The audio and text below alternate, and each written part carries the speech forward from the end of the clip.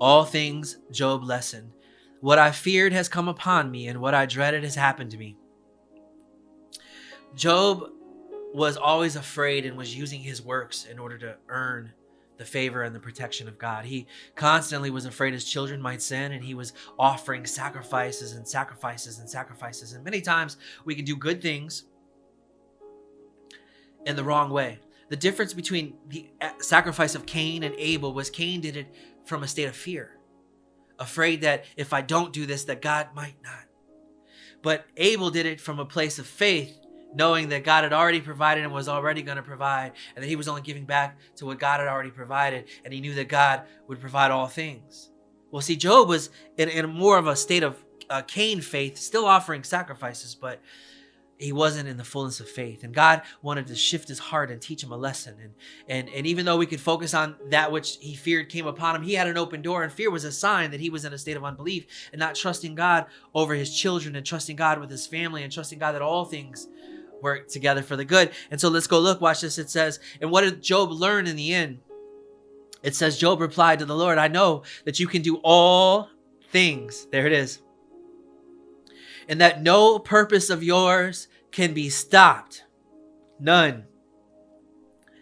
Job learned that no matter what happens, good and bad, that he can trust God in all things, and that he doesn't have to shift into doing works in order to try to earn the protection and earn the favor of God.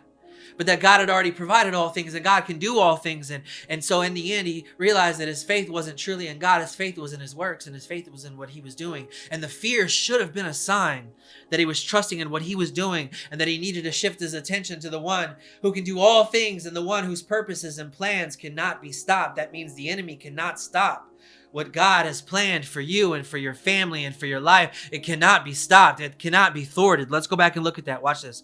That no purpose, none, the purpose and plans that God works all things together for the good to those who love God and who called according to his purpose, and his plans. That no purpose of the enemy, no purpose in this life, no purpose of God can be stopped. That means you are unstoppable. That means you are unstoppable. This is an unstoppable faith. Lord, we trust you right now. We take our eyes off of circumstances. We put you back on the throne.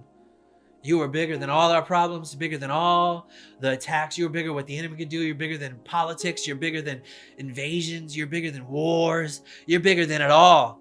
And that you'll work all things together for the good. That we can trust you. So we rest our hearts. We banish fear from our hearts, knowing that no purpose of yours can be thwarted. And if it's happening, it must need to be happened for some reason, to bring brokenness, to strip us from unhealthy attachments to this earth, which is only temporary.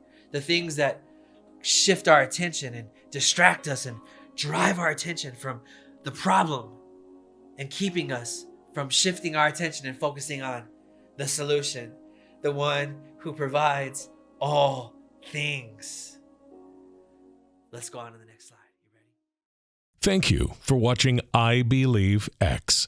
You've now been marked in Him.